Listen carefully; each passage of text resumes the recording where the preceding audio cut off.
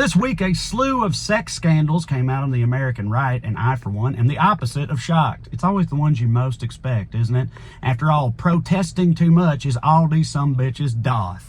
Yep, it's September pre-election. 'Tis the season for a self-inflicted Republican shame parade. You know, teacher says that every time a public font of repressive rage gets caught doing some truck stop bathroom stuff, a demon gets its wiener ring. That's right. All right, let's go down the list real quick. Matt Gaetz was accused of having brought a teenager to a sex party, which is the Republican congressman equivalent of a black dude bringing hot sauce to a white potluck. Like, that's far too important for him to just leave it up to chance, okay?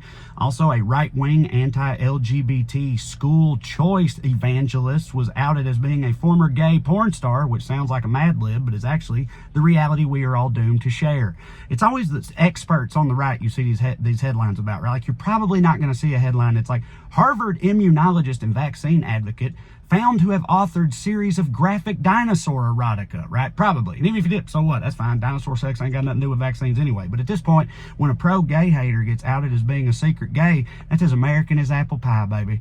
And then finally, we got the big one. North Carolina GOP gubernatorial candidate Mark Robinson, a man known for being publicly insane enough to make Marjorie Taylor Greene blush, was this week the subject of a bombshell report from CNN. Now, if you know Robinson, you know that he has in the past already publicly denied the Holocaust, called gay people filth, and said that some Americans, quote, need to be killed. All of which, of course, went over like gangbusters for MAGA and made him one of their fastest rising stars. But now, CNN's accused him of something truly unforgivable, commenting on porn sites. That's right, my goodness. CNN has unearthed countless porn site comments over the years in which Robinson, among many other things, called himself a black Nazi, said slavery was actually pretty cool, and a whole bunch of stuff about peeing in his wife's sister's butt. Now, I think we can all assume that if these comments had been limited to just racist pro-slavery talk, he probably would be fine. Might even get a bump in the polls, right? But it seems MAGA is drawing the line at all that butthole talk, okay? Because his numbers are plummeting and most of his staff has quit the campaign. And I guess it is somewhat reassuring that there even is a line in MAGA world, but we all know that come election night, this out and proud, hate-fueled sex pest will still garner millions of votes from the party of Christian family values. And I, for one, think they ought to be ashamed of themselves, all right? Oh, and also, I almost forgot, it also came out this week that RFK Jr. had a side piece. I assume he sealed the deal with her by gifting her a necklace he made out of raccoon dick bones. But either way, the point is, when RFK Jr.'s sexcapades are a footnote on the week, you know the American right is truly on one. All right, YouTube, back with more in just a second, but let's take a look at some of the media coverage of this here story. All right, y'all, we're here on Ground News' website. They also have a mobile app and a Chrome extension. We're looking at stories covering the fallout of the Robinson scandal. You can see at the top, Vance on new claims against Mark Robinson. Quote, allegations aren't necessarily reality. It seems our old buddy JD has weighed in. You can see the coverage breakdown, 78 sources so far, most of whom are in the center, but you have some on either side. And if you notice, the bias of an outlet can be seen even in the headline itself before you ever read the story. You see here, Vanity Fair, left-leaning, obviously, they frame the whole story as JD going to bat for Mark Robinson, clearly trying to rope JD into this whole scandal, although it seems he may have done that himself with his words. But still, if you look at right-leaning outlets, very different story from the headlines.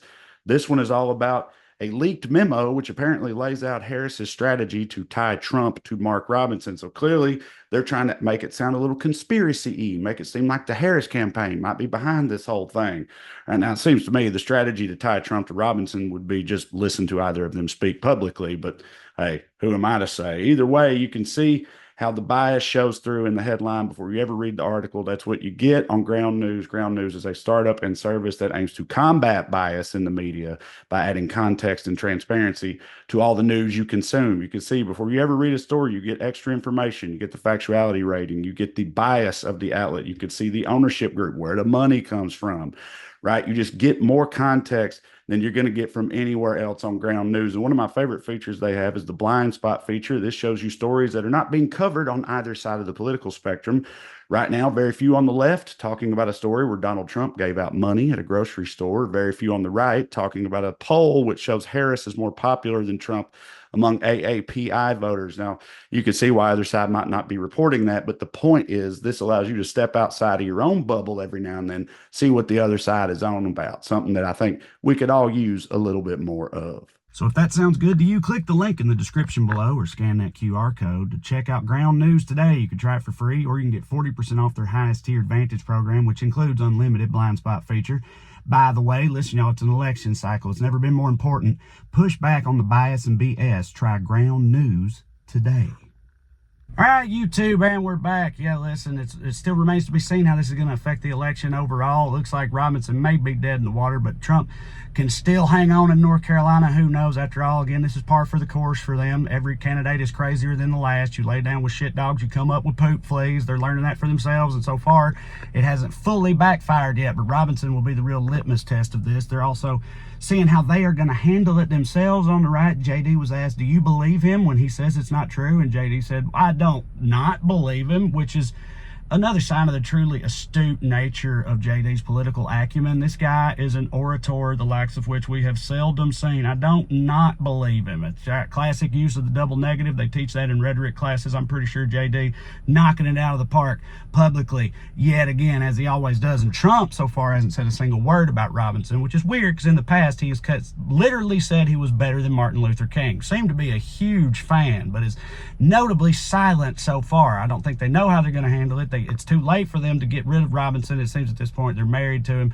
either way, and again, this is what they deserve. But I just keep thinking about, I'm trying to rack my brain, like, seriously, what is the last time there was like a liberal equivalent of this? And maybe there's something that I'm forgetting, not thinking of, but like in American liberal politics. I mean, like we had like Bob Menendez, right? But that's like your kind of classic garden variety political corruption type thing, just money, people like money, that sort of deal. But this sort of like rotten moral character and hypocrisy and projection, they've got us beat in every level of that game. We can't even hope to compete with them in terms of projection and hypocrisy. It's true. I don't even know what even would that look like a liberal version of this, like somebody like, you know, a woke liberal was found to be secretly racist. That would be really bad, obviously. But the thing is, if you're secretly racist, well, they have a party for that. Just be conservative. Like, why anybody who is actually racist, you have a place. You can go over there and just be racist. You know, there's no reason